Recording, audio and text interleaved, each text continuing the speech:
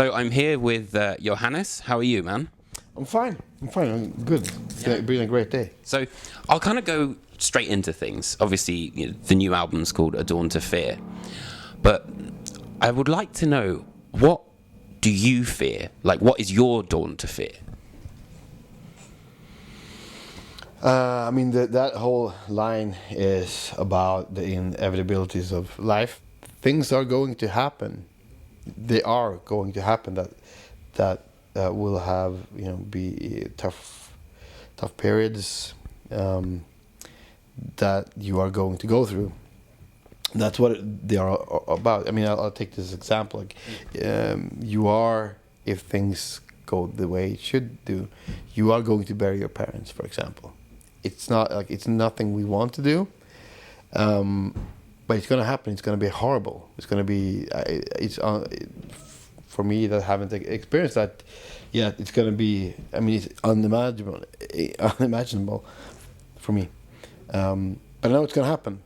And all these things. I mean, we are both going to experience sickness, maybe heartache, things like that. Lose other loved ones, and I think about that quite a lot. And it sounds very depressing, but it's not. That kind of, at least in my life, has helped me appreciate where I am, and that life isn't that bad, actually.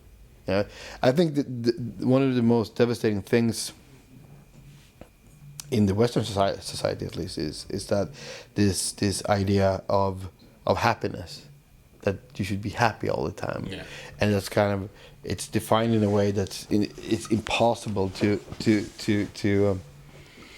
reach, and all about this self-help. People are making loads of money about people are not happy with their life, and I don't think happiness is important. I think that the most important thing is that you're not unhappy. It's a very big difference. What's the difference? It's a big difference. Life is ebb and flows, and you're somewhere in the middle all the time. It's impossible to be on the peaks all the time. That's what drug addicts try to do. Find the high all the time. I mean, it's impossible. So as long as you're okay with your life, that's good enough. But I have people close to me that have been under. In the great scale, but very under the where it is acceptable, and found help through medication or therapy and stuff like that. So I'm not saying that you should. You can always compare yourself to people that have really, really tough lives and all that. Yeah. But I'm not saying that. Of course not. What I'm saying is, for me at least, this is totally personal for me. To think about where I could be and where I will be have made me appreciate where I am much more. Yeah. Well, I wanted to speak about, obviously there's a lot of metaphors in many of your songs. And what is it about the metaphor that you really kind of like? I paint with a very broad brush when I write. But most of the time, when it comes to the lyrics that are written now, I've just let my mind go and just written the first thing that pops up in my head, and then just tried to very just written down what has been on top of my mind, or unconsciously. I just let my hand guide what I write.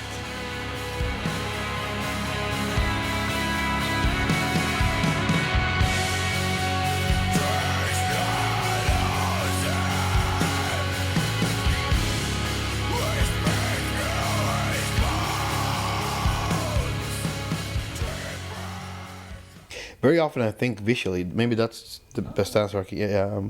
And I know exactly where I was and what I saw when I wrote down that line, "Adorn to Fear," and that's a 100% personal matter to me, which I'm not gonna talk about. But Of course, that's fine. But I was kind of, I put myself in a situation that I had been to before, and because I only write at night, so like dream slash fantasy slash reality is kind of a blur sometimes. But I was standing there, and I looked to the east, and I saw the sun rising, and the situation that I was in, that I put myself in, wasn't such a situation that I, I yeah, like I talked about earlier, like that I didn't want to happen, so I just wanted to freeze time. So basically, that's where that line came from.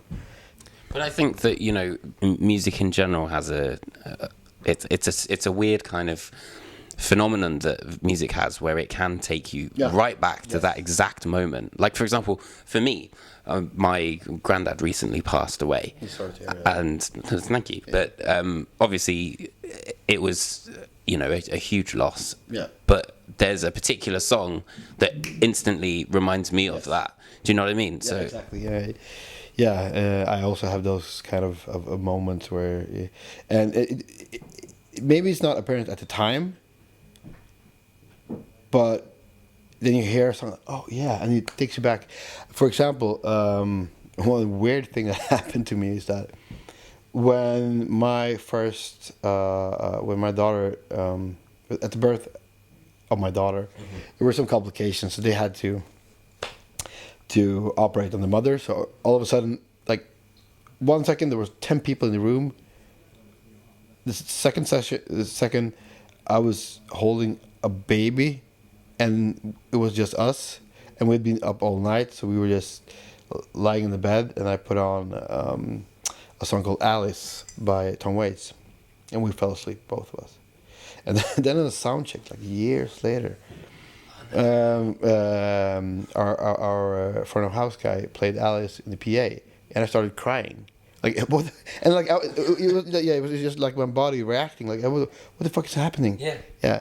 So I mean that's what music do to you, and that's close we get to a kind of a transcendent world, I think. Yeah. Brings madness with the bliss. I think, you know, music is such a big crutch for a lot of people, and I feel that even just talking to my friends and stuff, what Cult of Luna has, you know, had as an influence on people. Why do you think people have this relationship with music where it is kind of like a crutch? It's so weird. Somebody tagged me in Instagram post today where she wrote that Cult of Luna has been a part of her teens, her 20s, her 30s, and that like to play a song from us on their wedding. You know, it's like speaking about I don't cry as much as it sounds now. It was hard. I mean, it was so touching to see things like that, and like I talked to my girlfriend at the time. Like this is just, I mean, it's hard to comprehend. I'm glad that it has given them so much, and and that's about it. Well, in terms of, you know, going back to A Dawn to Fear, and particularly the imagery in, you know, in terms of the videos that you guys shot, what does that specifically represent? A moment that you had in your head, or? I think I'm a firm believer in just in order to get things done, you have to do stuff. Like you have to pull that rope, even though you're not. It seems like you're not getting anywhere, but sooner or later you're gonna go to the end of it. So yeah, and when I started to figure out what I wanted to tell, things just came naturally, and I was lucky enough to come up with ideas that kind of referenced basically everything we've done up until now. They're very, very. You have to look very careful to figure them out. And there are some references to things that have inspired us, and there's reference to other videos, other albums that we've done. One thing one very apparent thing that I thought, but nobody, I don't think not many people have noticed is that it's the same kid. One of the kids at the end of the second video is the same kid as in Passing Through video, but just 5 years later. Oh, no Yeah, way. yeah. Isabel. Oh, wow. That's so cool.